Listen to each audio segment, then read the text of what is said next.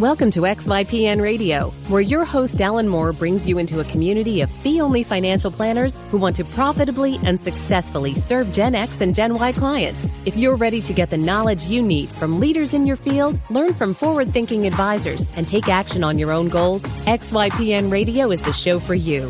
Here's your host. Hello, and welcome to this episode of XYPN Radio. I'm your host, Alan Moore, and I am thrilled that you've taken the time to be with me today and download and listen to this episode.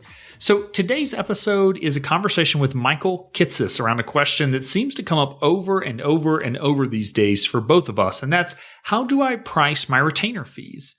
As you'll hear me outline in the episode, pricing used to be not all that hard. We all charged 1% assets under management, or commission rates were set for us by our parent company, and we never really had to decide how much to actually charge for planning.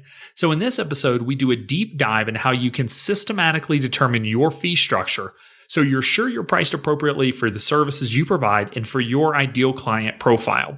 I bet after this episode, you'll have a much better place to start from when it comes to determining your fees. You can find all of the resources mentioned during the episode at xyplanningnetwork.com/59.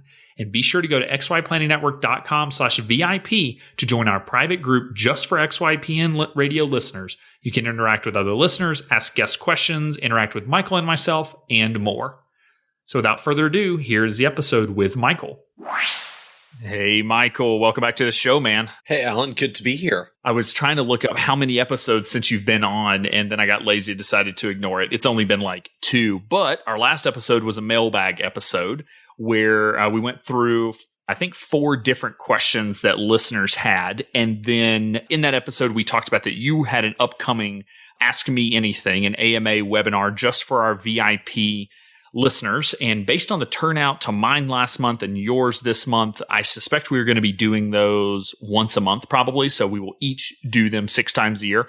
So for folks out there, if you have questions for us and you want to get on and chat live, join the VIP group at xyplanningnetwork.com/VIP. I love that you just committed me like on the air here to do 6 AMAs over the next 12 months. For anyone who's not familiar with the dynamics between Alan and I, we collectively together all just heard this for the first time. That would be all of you and me.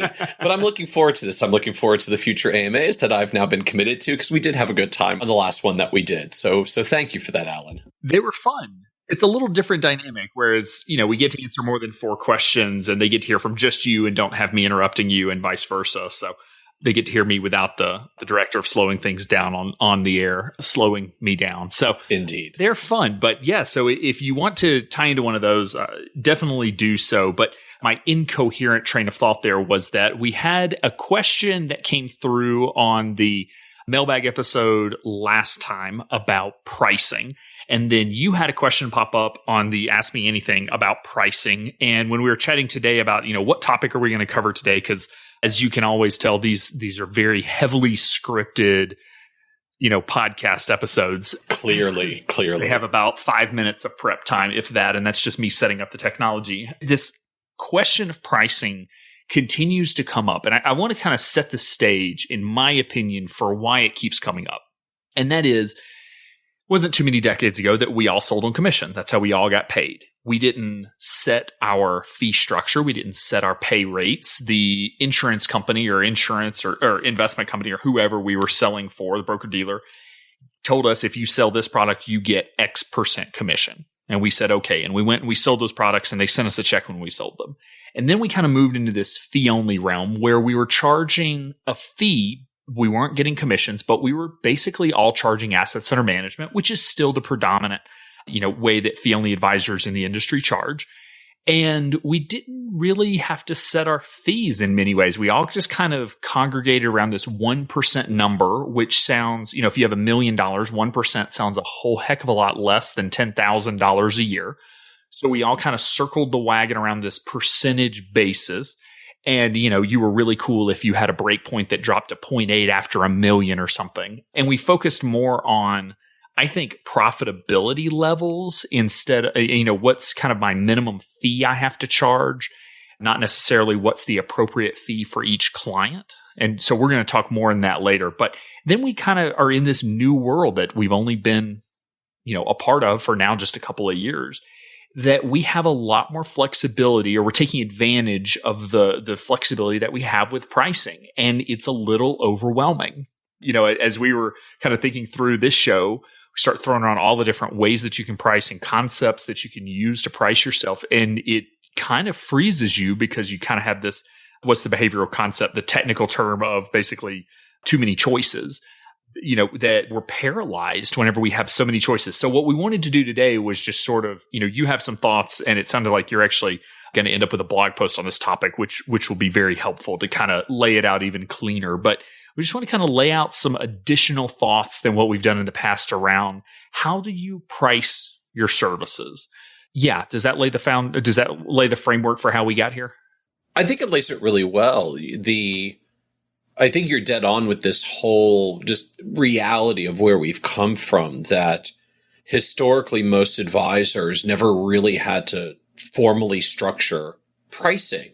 The commission schedules were what they were, or we went to the AUM model and there was still some fairly consistent homogeneity around the advisors doing that model. And so at worst, we just had to make sure we had the right minimum fee so that we weren't going backwards on any particular client. Because the reality in essence was, as long as your minimum assets clients were profitable, everybody above that was more profitable because the AUM model scales so well. So we had a lot of focus on what should your minimum fee be, but not really a lot beyond that about how to structure a fee or price a business, and probably made easier by the fact that even within the AUM model, we have some fairly consistent models. I mean, you're doing investment only, or you're doing investment plus some planning. Because you're asset centric, most of us tend to be retiree centric. We have some relatively similar services, at least considering the breadth of what you could do out there.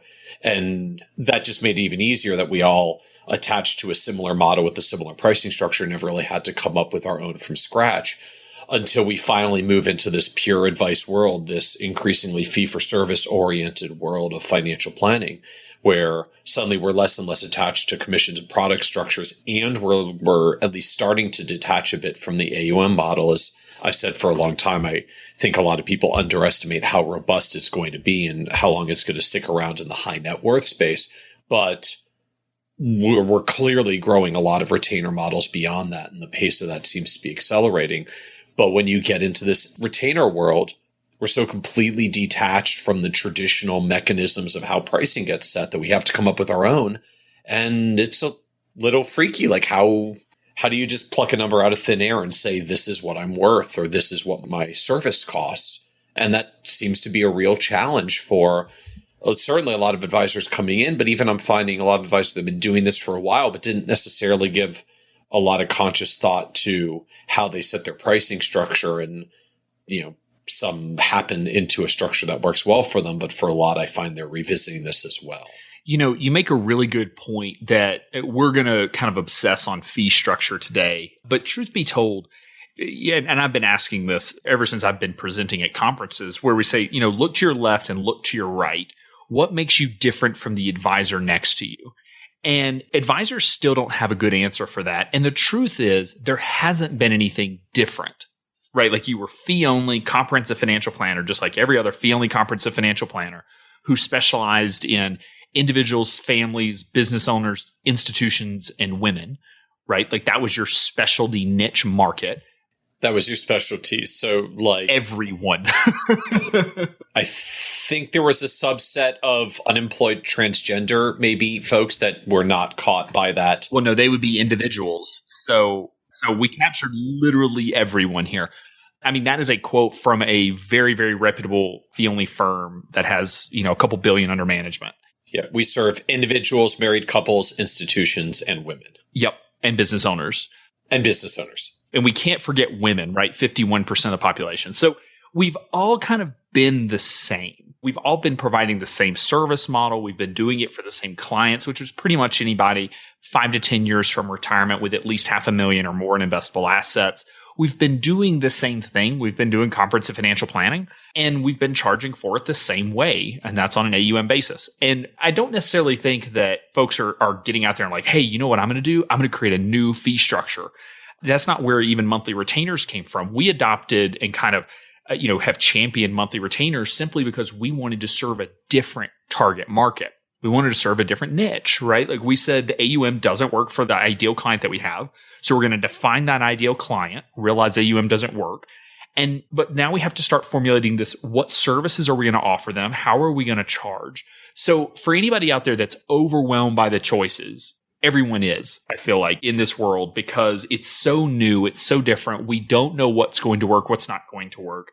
We don't necessarily know how consumers are going to react. We don't know how regulators are going to react, which is something interesting that we're seeing as well. So it's just kind of a new world, which is why it is so overwhelming and complicated. But we will, of course, do our best to try to simplify it in our worldview of just kind of how we can look at your fee structure, look at your service model, look at your firm, your ideal client, and figure out how are we going to design your firm.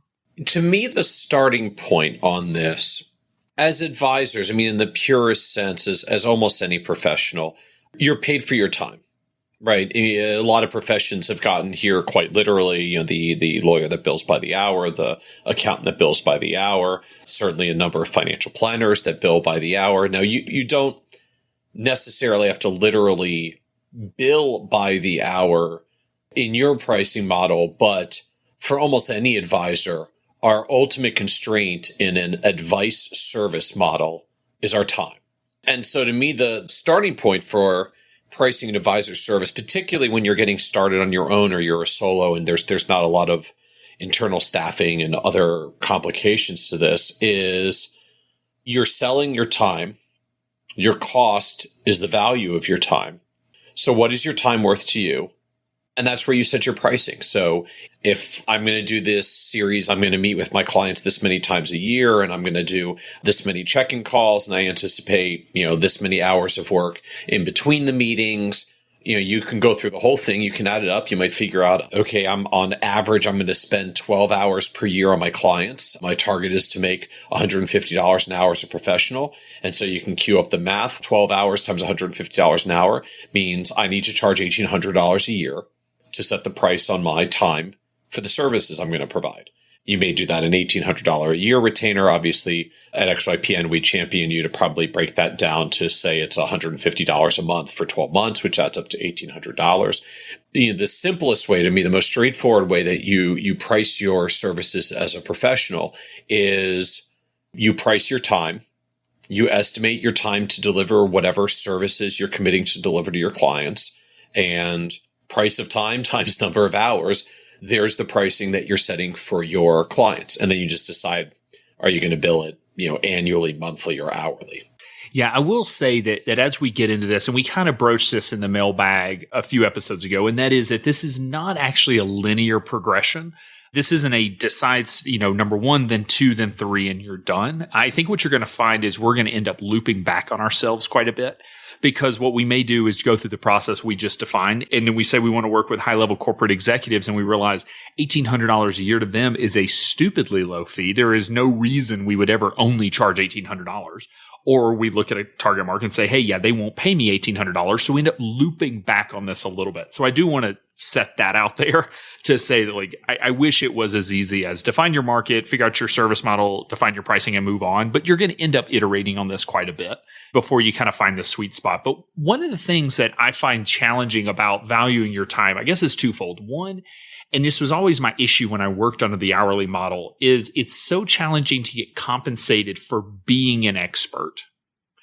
We spend hundreds, thousands of hours. We spend years in college, years getting the CFP, grinding away, going to conferences, reading the Kitces.com blog to stay up on new changes and all of these things. And that time never gets looped into kind of these fee calculations. I feel like we tend to only think about the hours we're literally working for the client and not the 10,000 hours it takes to become a master of our trade.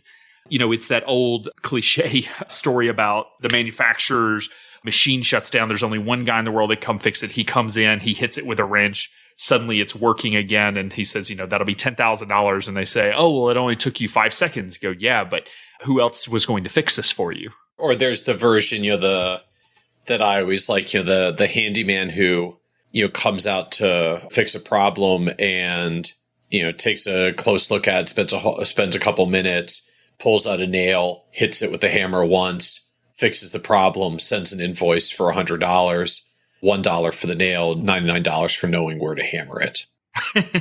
All of these parables, I guess, are kind of saying the same thing, which is expertise is extremely valuable. A client can ask me a question that I know the answer to, and I can just give you the answer. But it took me years to get the mastery of being able to answer that question. I agree with you with this dynamic, and it's certainly one of the things that makes it challenging for setting pricing with clients. I mean, I feel like this gets partially addressed by the fact that when we say things like setting the value of our time at $100 an hour, $150 an hour, I know some advisors who go higher than that.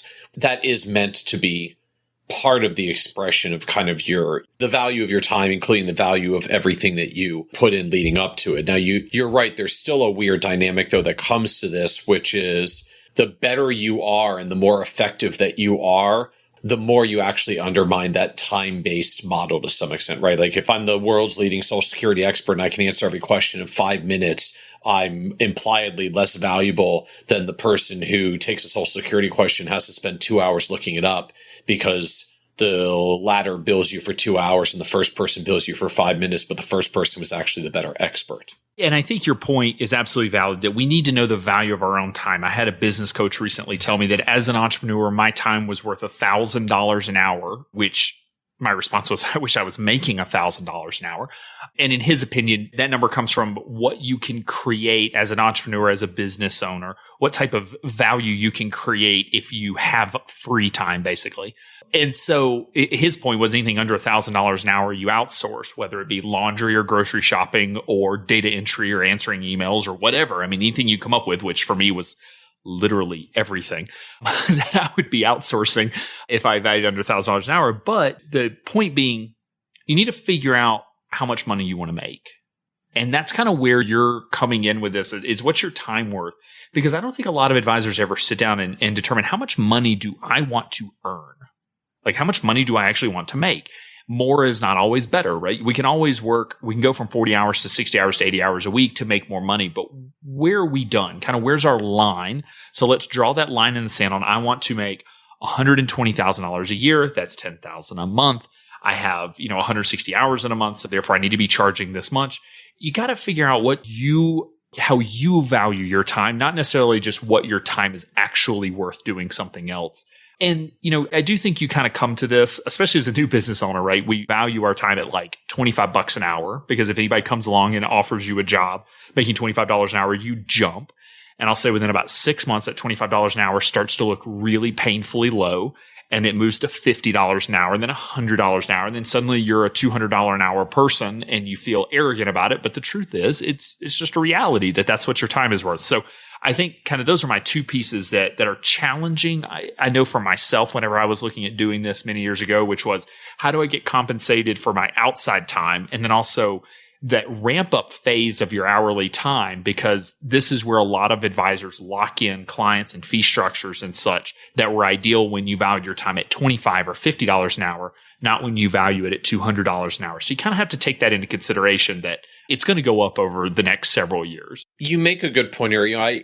People hear me tell this story or make this comment a lot. When you're getting started as an advisor, the reality is you have more time than clients. I got 40 plus hours in a week and I'm up to my third client. So I've got, 37 hours of free time every week. And that's if I'm spending an hour a week on clients. And if I'm doing that, I'm probably over servicing them by most standards. So we've got lots of time. And when your time is earning zero for you because you're still building your business, we tend to be very quick to give away or sell that time easily and on the cheap, right? Like, I mean, as you said, like, hey, if the reality is I only have 3 clients and the rest of my time is dead time where I'm out searching for clients and someone will pay me $25 an hour, that's 25 more than the zero I was getting paid for those hours. And so we tend to grab at that work early on.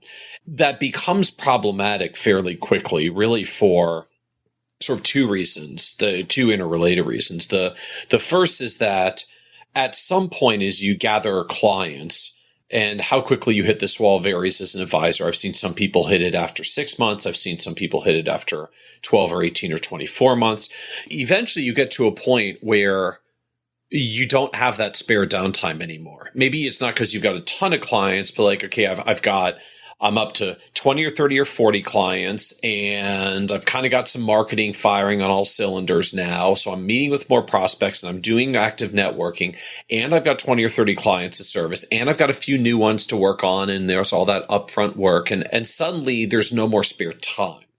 And so when you run out of spare time, the first thing that you quickly notice is an issue is I can't take the next client I met who's ready to pay me $100 an hour because I'm out of time for that client I took on 4 months ago at $25 an hour because that seemed fine when I was getting nothing. And now all of a sudden I'm in a pinch about the value of my time because I undervalued it early on. And I guess this is a little bit of a tangent to sort of the setting the pricing discussion directly, but like I think it's an important point to make, which is, I mean, as you said, like setting these goals around how much do you want to make? How much time do you want to spend on that? And therefore, how much do you have to value your time at to make this work? You need to set that target and you need to honor it even early on. And I know how difficult that is when you're getting started and there's not a lot of revenue coming in. This is why I always say it's so important to have your cash reserve set up, to have a plan for this income gap from when you're getting started in the business until you're up to a livable wage that's covering your bills. Because otherwise the trap that you get into is you're going to compromise and take clients early on that you probably shouldn't have taken at a price point that isn't actually viable for your business. And you're going to get stuck in a point in what maybe as soon as 6 or 12 or 18 months where you're going to feel like you have to let go of these clients that were getting started with you. And it feels bad because they started with you. They were like the first people that said yes when no one else was saying yes. And we get attached to early clients often with this kind of loyalty around them, which I understand, I can appreciate.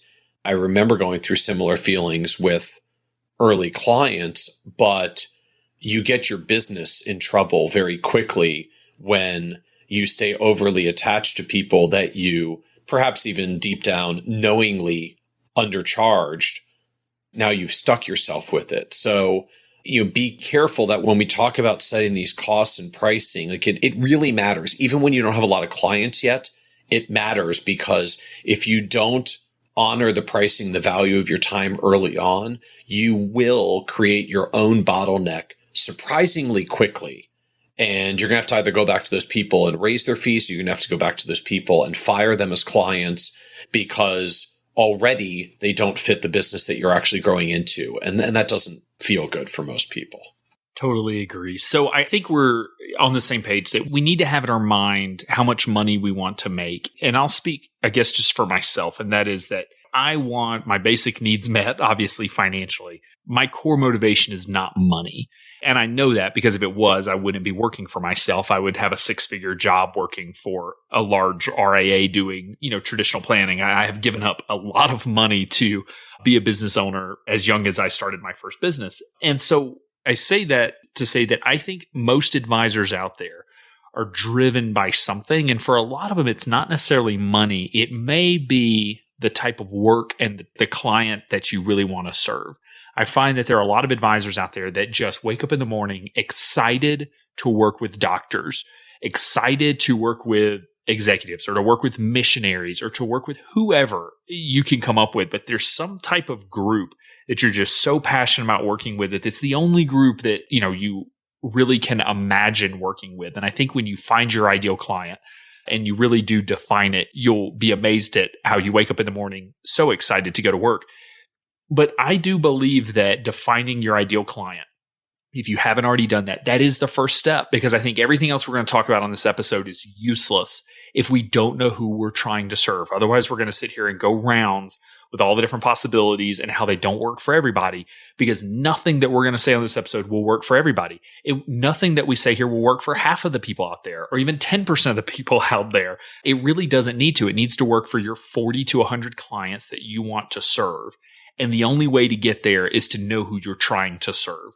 So do know that anything we say here is not generally applicable to all clients. That's not the intention. So looking at other pricing models, other pricing approaches, because I think we've kind of hit this sort of time-based, cost-based approach pretty well. I suppose the other footnote to add to it, is if you're pricing based on cost, a portion of this is sort of what's the service model you're going to provide, like how much time is going to take you to do the things that you say you're going to do in, say, your annual client service calendar. The second part of the pricing by time is essentially a pricing by complexity model, right? Because the clients who have more complex needs generally end up taking more time to serve and address all of those needs. And so I know a number of planners out there that have some form of complexity-based pricing as well. An interesting one, I'll even give him a shout out, is Tom Conway at Connemara Group. You can look him up. We'll include a note in the show notes at connemara.com. He's got a pricing structure that's directly based on level of complexity, and clients are kind of ranked into 5 different levels of complexity, varying from, hey, I'm just setting up my basic household cash flow and making 401k contributions is like a level 1 client. And then level 3 folks might have, hey, I've got some stock options and I have an inheritance. I'm trying to work through some of those issues. And then like a level 5 candidate might be deferred compensation plans. And I'm doing a business liquidation, having a liquidity event where there's all sorts of major tax issues of greater complexity involved. And so Tom's prices literally vary by complexity level. So clients, you can take them through a relatively straightforward questionnaire process to understand the depth and the complexity of their issues, and then start pricing them based on complexity. And I know Alliance of Comprehensive Planners does a complexity-based pricing model, and there are a few others out there as well that kind of do this overlay of it. Functionally, it's really time-based, but it's not just time-based in terms of, all right, here's how many hours it'll take me per year to service my clients on an ongoing basis. It's complexity-based in saying, okay, how much time is it going to take me to do just the raw analytical work that's necessary for this client? I find that the complexity-based pricing models are particularly relevant when you're trying to set fees for upfront plans, standalone plans, project planning, those kinds of isolated events where the time is not, here's the services I'm going to be doing necessarily on an ongoing basis. It's, okay, you've got just like a lot of stuff we're going to have to analyze here. And so I'm going to adjust the pricing based on the layers of complexity, how many layers there are for your client situation. Yeah, I will say I totally agree. I think complexity-based pricing, especially for larger firms, existing practices, may make sense. But if you are a new firm, I am not a fan of complexity-based pricing because I think it's a cop-out to avoid being really targeted in your marketing. I have to agree with you there, right? Like if you're doing that many different levels of complexity pricing, almost by definition, you haven't picked an ideal client. Because if you have an ideal client, like you should know how complex they are, so that you can figure out how much time it's going to take so that you can set a price based on the cost of your time. But, if you're really not sure whether the next client is going to take you 5 hours or 50 hours to do the work, then clearly your business isn't very targeted, because if it was, you wouldn't have that kind of range. Like either specialize in the 5-hour problems or the 50-hour problems, but know who you're going after. Exactly. I mean, if you're coming up with 5 layers of complexity-based pricing, pick one of those and run with it. It may be the 1, the 5, it could be the 3, but pick one of those levels and focus on those clients. Because if you're trying to serve clients, now Tom's a different story. He has a bunch of advisors. He has an established practice, an established brand. It's a lot harder to turn, a carrier like that than it is a sailboat, which is what, especially our new firm owners out there are. If you've been in business less than just a couple of years, you're a sailboat. You can iterate quickly and make these quick changes. But yeah, if you're trying to do both and you're trying to help, individuals with their cash flow and some basic budgeting, and you're also trying to analyze stock options and, estate plans for, large clients that are subject to the estate tax laws, like, no, you cannot do both and everything in between.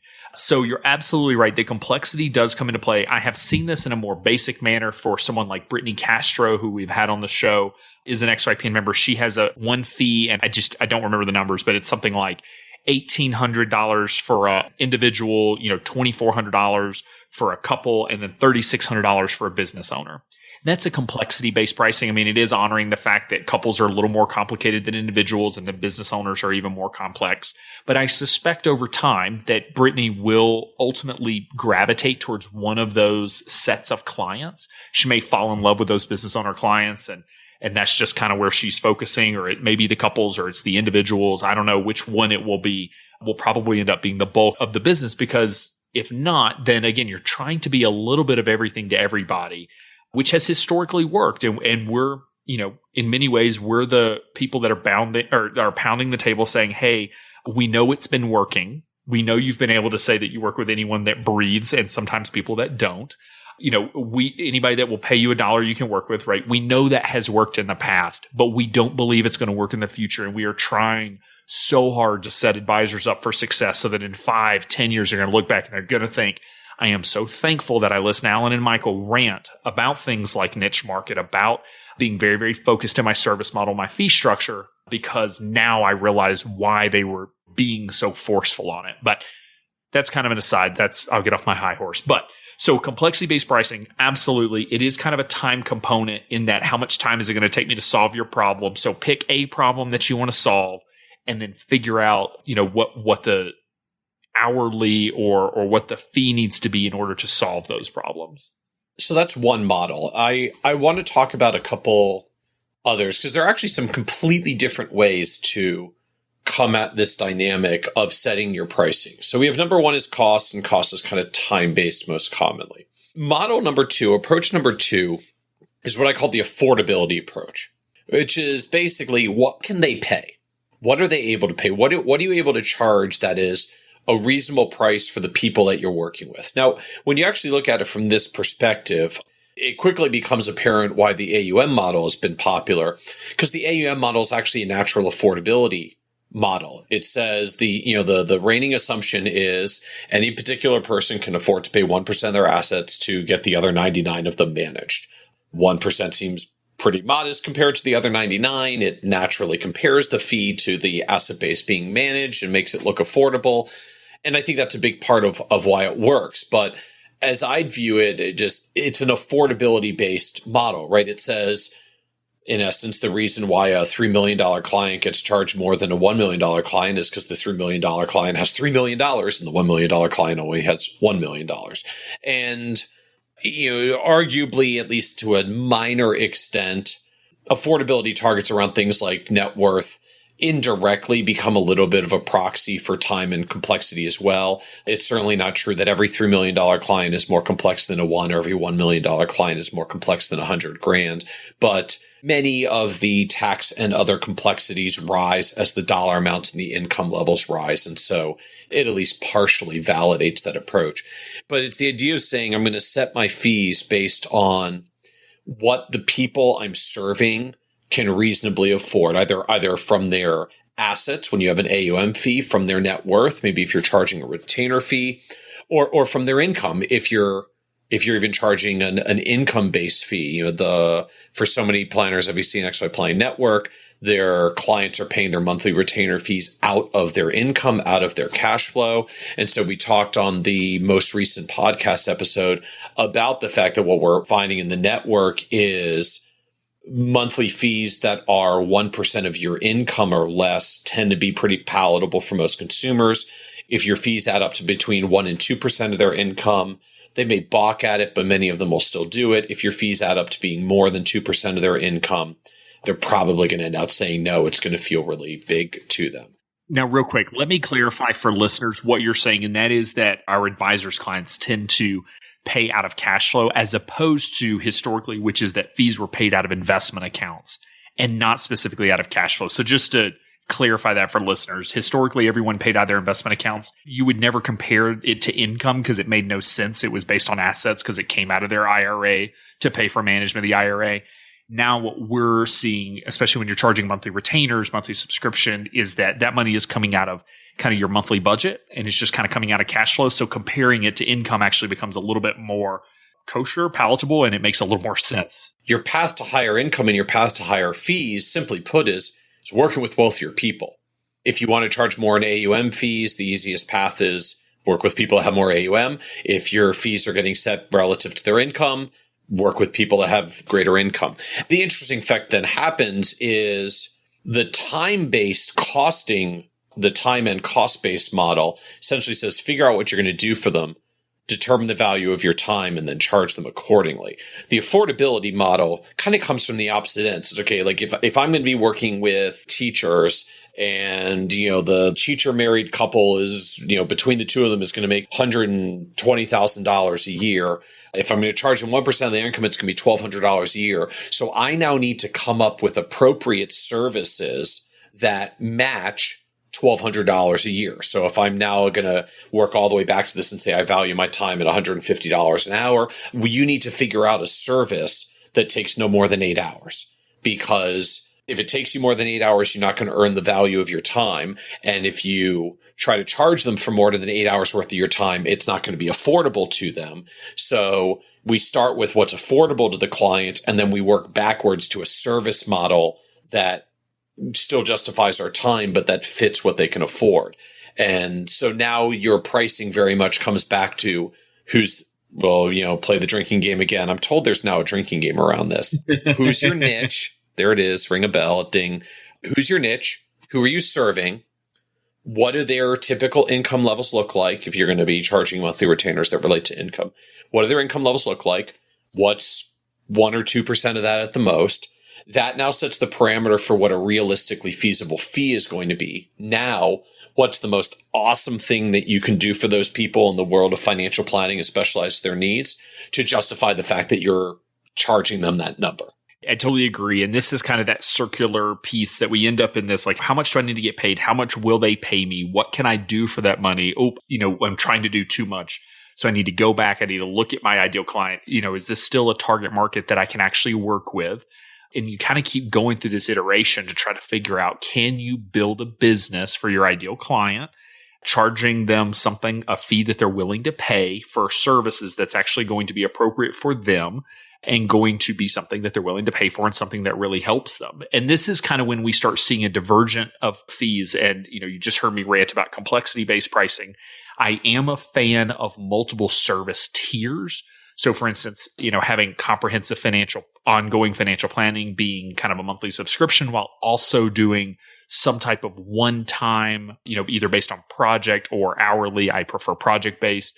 That is some sort of service that is applicable to your ideal client. So for instance, Daniel Wren, who we've had on the show, specializes in working with doctors. He does ongoing financial planning for those doctors, but he also has a one-time student loan analysis for residents that are going to become physicians.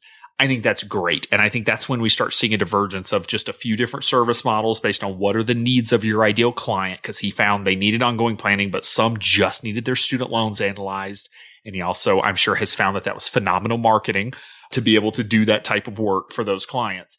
But yeah, if you get down to it and you're trying to do comprehensive financial planning and it's going to take you 30 hours a year and you're trying to do it for $50 a month because that's what your teacher, financial planning client will pay, you can't run a business that way. So you've kind of got to keep circling this value model until you find something that works. Is kind of an extension, I suppose, in some ways of the affordability model. But the broad label for this is value-based pricing. And the phenomenon of value-based pricing has been out there in a number of other fields. There's actually a lot that's been written about this in the world of accountants in particular, I find, and to some extent for lawyers as well. The idea of value-based pricing is we're not going to price this just based on what the person can afford and then match the service model to it. And we're not going to price it based on the service model we're looking to offer and what does it cost us to deliver it. You price it based on the value in the eyes of the consumer that's receiving the service. And so I think one of the easy examples of this is, let's say you have a service where you handle some very complex stock option planning for CEOs. And for a lot of CEOs, they might value their time at something like $1,000 an hour. So a CEO that values their time at $1,000 an hour, if you can come in and do this option planning service, never mind even what the financial impact is, you can save that CEO an hour of time by doing this work for them. Regardless of whether it takes you 1 hour to do it or 2 hours to do it, and therefore that you're going to maybe charge $150 for the 1 hour, or $300 for the 2 hours. The value-based approach says, look, if they value their time in an hour, they value their time in $1,000 an hour, and you're going to save them an hour. The value of that service is $1,000. It's not the fact that it costs you $100 to bring it to them. It's the fact that it creates $1,000 of value in their eyes, in their mind, from their perspective. And that the appropriate price for that service is $1,000, which means if you can figure out how to do that and get those clients, this is going to be really darn profitable for you if it actually only takes you an hour to do it. But this idea that the fee shouldn't be set based on what it costs us to do it, the fee should be set based on what value you're creating for the client, is kind of complex and nuanced to set, but in many ways, it's kind of the path to higher income. And one of the reasons why value-based pricing has been a bit of a popular trend in the world of law and accounting is because many of those folks have been stuck for years and decades now in a model where you just price based on your time, and it's very limiting. If you can find a path to charging more because it's really worth it in the eyes of the person that you're serving because of the value to them, it's a way to grow your model above and beyond just trying to explain it in terms of, cost and affordability alone. Now, I will say this is the holy grail of pricing. Yes. I mean, it is. If I could, don't get me wrong. I wish that we had found a way for us to charge all XYPN members for the value they perceive from XYPN. Because I will tell you, if we charge $397 a month and they're willing to pay it, that means they're at least willing to pay that. They're at least getting that much value. I wish that they saw $30,000 in worth of value and I could find a way to target that and charge them $30,000 for that value. So I do want to kind of point out, this is the holy grail of pricing. This is the ultimate. This is, we would all love to be. It is a challenge to get there because, when I look at this, I remember one specific client that they came to me. Well, he was a physician, and I don't know, they made $500,000 a year or so because he was an anesthesiologist. So they do fairly well for themselves. And he had been sold a rising premium disability insurance policy from Northwestern Mutual. Thank you, Northwestern Mutual insurance rep. It was it was a terrible policy for them. Within 3 years, the premium crossed the level premium policy that they could have been sold. So, they were sold on it's so much cheaper than level premium. In 3 years, it was the same. Over the course of time, we're talking a massive amount of money. I made a recommendation to convert that to a level premium, fixed premium instead of the rising premium, save them $250,000. I mean, right there. And that was not even discounting or getting fancy about it. I just saved them $250,000 in premiums paid over the next something like 25 years. That is insane value. And yet I was not skilled enough to keep that client. That client ended up leaving me after a year, after they kind of felt like, we've kind of gotten the value that, out of Alan's service that we thought we were going to get. And I remember being so mad because here I had, in one recommendation, had saved them $250,000, not even counting all the rest of the planning that we had done. And yet I was not good enough. I did not have the skill set to explain the value to that client in a way that they would have been willing to pay based on the value. So I don't know, any recommendations for the advisors out there that are saying, that sounds great in theory, but how in the heck do you sell that to someone? It's a good question. I mean, there's a few ways to do this. As you noted, it's kind of the holy grail. It's the holy grail in part because you have to get into an incredibly focused, specialized kind of model to figure out how to create that kind of focused value. Now, I see it crop up in some areas. This is the lawyer who says, I'll take your case on a contingency fee for X dollars at the back end of the deal, where their pricing is good. Their income is going to be based on how much value they can create in this, settlement, negotiation, lawsuit, whatever kind of thing.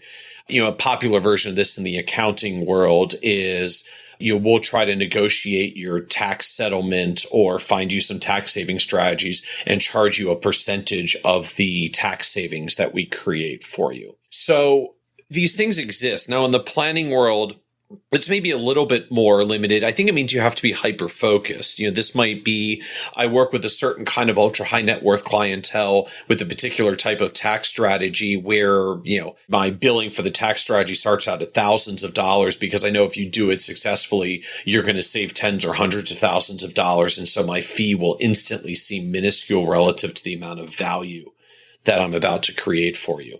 And I suppose to some extent, like the folks who have like genuine active investment management strategies where they're not just doing an AUM fee as a way to cover the financial planning, like they literally have some kind of innovative investment strategy. In this version, I think the AUM fee is actually a form of value-based pricing, right? Like, why would you give me $3 million to manage instead of $1 million? Because I got a cool strategy that creates alpha. And if you want the alpha for all 3 million, you have to give me all 3 million and I'm going to bill you on all 3 million. So if the value is directly created in the investment process, arguably in that context, the AUM fee itself is actually a version of value-based pricing. Other areas that come to mind off of this, maybe you're working with entrepreneurs or business owners where you help them navigate some particular business challenges, particularly if you're focused into a niche of maybe a certain business model or franchise or type of entrepreneur or a certain strategy where you can tie the dollars to that. I suppose at one level, one of the easiest, if I can call it that, one of the easiest versions of value-based pricing is working with people who value their time more highly than you do as the advisor. It's a really good idea. If your goal is to, if you want to figure out how to make $300 an hour, work with people who value their time at least $500 an hour and take everything they'll hand you. And obviously that's still easier said than done about finding people who themselves value their time that high and make that kind of money. And indirectly, there's a little bit of kind of an affordability based pricing that goes on with that. But one of the easiest ways to make people's perceived value of your time greater than how you value your time is to literally work with people who value their time higher, because they will, someone who values their time at $1,000 an hour will happily pay you $300 or $500 an hour because they literally make more money every time they give you something instead of doing it themselves. So looking for those folks that might be high income, that might be high net worth or some other framing, if they value their time higher than yours, that's certainly one path to this kind of high value-based pricing. To add to that, I also want to throw in the fact that sometimes it's not necessarily people that make a ton of money. Sometimes it's just folks that value their time in not doing the work that you do. I know some people that make $25 an hour that would probably pay you $1,000 an hour to keep them from having to do some of the financial work that we actually do. And just that really value their time and spending it in other ways. Maybe they're, gym rats or, just really want to go be, You were trying hard not to say CrossFitters there, weren't you? They could be a CrossFitter. CrossFit's a very efficient workout. We can talk about that later. No, but for people that do honestly spend 3-4 hours in the gym. By the way, no offense to CrossFitters out there who heard that. I was throwing that at Alan because Alan does CrossFit, not because I'm trying to bash CrossFitters who could come back at me and beat me severely because people are all in really, really good shape. Do not piss off the CrossFitters, man. No, I'm not trying to piss off the CrossFitters. I was just teasing Alan. CrossFitter, an atheist, and a vegan walk into a bar. How do I know? Well, they told everybody within 5 minutes. Welcome to the world of CrossFit. Anyway, circling back off that bad joke. It's kind of offensive to atheists and vegans, though. All right, we better move on before we get in trouble here. We're going to get the explicit tag now on this episode. But no, I'm just thinking that don't necessarily just think in terms of value-based pricing has to be for rich people that make a ton of money per hour. Sometimes it is for people that just need a few hours in their day, a few hours in their week or their month, whatever it is, to spend with family, to spend doing other things. And they're willing to pay for that. The second piece of that is don't necessarily just look at the value of your current service model. I mean, if you're really looking at these clients, ask yourself, what are other things you can be doing for them? So for instance, if I'm stacking up next to 10 other advisors talking to a physician and say, we all do comprehensive financial planning. We all say we specialize in physicians, whether we actually all do or not. Are there other elements you could add to your service model that would be more attractive to them, such as bill pay? and you don't necessarily have to do this yourself. You can go hire a daily money manager, which is a designation for this sort of thing. And there are other services like being able to do, booking rental cars and that sort of thing. I mean, and I know that's so outside the box for financial advisors, but you can ask yourself, what are they spending their time doing? And we don't only have to do comprehensive financial planning as we learned it according to the CFP. It's okay if you want to do bill pay and money management and, call their electric company to negotiate lower rates. I mean, I don't know what all you want to come up with, but we can think creatively and think outside the box to save them time, which again, just contributes to this value-based pricing model.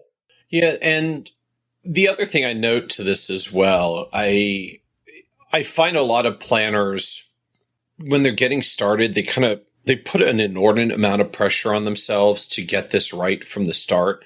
And I know I'm the one that actually said just a few minutes ago, be careful you don't underprice your services early on because you'll regret it in 6 to 24 months. But, it is important not to grossly underprice your services relative to the value of your time, because otherwise you're going to make that a very near-term bottleneck for your own business when you run out of the free hours in your time.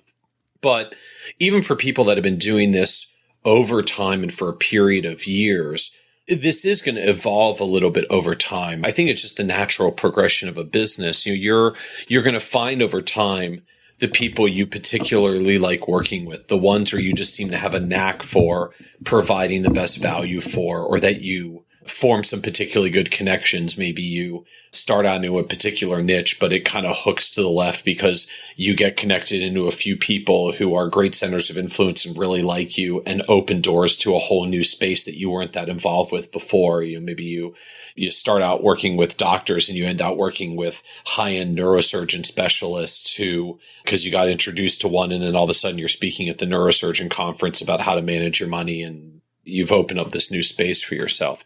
So recognize that your pricing may evolve over time. Part of that is that who you work with may shift, right? So the affordability scale may change. What you're doing for them may shift. So either you're getting more expert at your services and you charge a little more, or you've expanded or shifted your service model and you charge a little differently because you're doing more or less or different. And maybe you're finding that kind of holy grail fit where you can do something that isn't just priced in terms of your time or their affordability, but it's based on the perceived value to them and the pricing expands further. So, be careful not to underprice your time. I mean, I think if there's one takeaway I'd suggest for advisors when they're getting started, like the simplest version of this is probably either price it based on your time directly or price it based on your affordability, but make sure the work you do for that affordability price point doesn't violate your value of time targets so that you don't just create a challenge for yourself in 6 or 12 or 24 months. But understand this will evolve in the long run. It's okay that it evolves in the long run. Like you don't have to pick the one niche pricing service model, whole package on day one that you're going to be doing for the next 30 years. Because frankly, the world's going to change in the next 30 years. Your business isn't going to be that stable. It's going to evolve. Yeah, and it'll evolve quickly, probably faster than you realize. But yeah, so I think that this is a reasonable framework. And I know we didn't just give anyone listening to this an answer other than, kind of our framework when we start looking at, if I was doing one-on-one coaching with an advisor, we're always going to start with kind of these two elements. One is, who do you really, really, really, really want to serve? What is your passion? What is going to be this target clientele that we can focus on? And two is, how much money do you want to make? Not necessarily just how much do you need to make, but how much do you want to make to be happy? What's that number for you and your family? And then we're going to move into kind of this kind of iterative process, the circular process of how much can I charge based on either a value discussion or the time I'm spending, circling into what services can I provide for that money, and just kind of going round and round and round until you find something that works. And if in the end you can't figure out anything that works, you may have to go back to target market or reassess your income needs.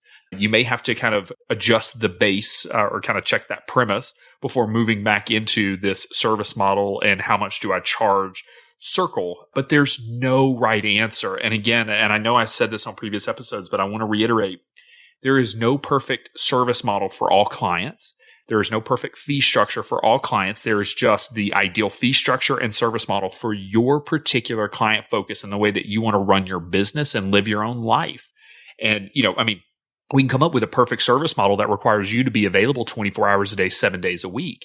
But if that doesn't fit into your lifestyle and the life you want to live, then it's not ideal for you. So there is no right answer, and there never will be, but you just have to come up with something that honestly you can live with, but that you can sell. Because if you believe in it and you believe it's the best way to charge your client and to provide the services that your ideal client needs, they will buy it from you ultimately.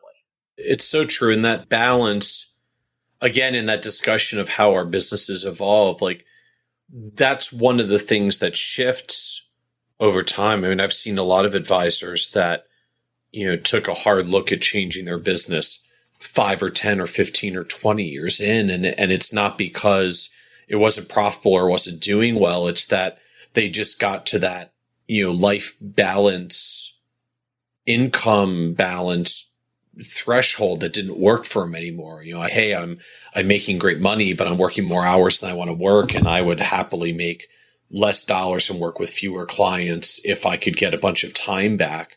A lot of people hit that crossroads at some point, just, personal preferences or life changes or stage of life changes.